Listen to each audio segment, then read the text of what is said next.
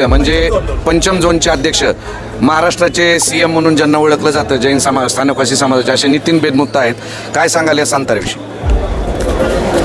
परमपूज्य प्रियदर्शनाजी महाराज यांचा जो 68 दिवसाचा सजग संतारा झाला, हा खरंच एक अद्भुत संतारा आज पुणेवासियांना पाहायला मिळाला. आप देख रहे हैं जैन समाज की आवाज, महाराष्ट्र जैन वार्ता. संताऱ्याची खासियत अशी की जो संतारा लोकांना वाटत होता 2-3 दिवस चालेल, तो 68 दिवस चालला आणि एवढा उन्हाळ्यात सुद्धा इतक्या उत्तम पद्धतीने चालला. आणि ज्या पद्धतीने मयूर कॉलनीच्या श्री संघाने किंवा कोथरूड श्री संघाने जी यांची सेवा केली, ती सेवा एक उत्कृष्ट सेवा एक गणली जाईल.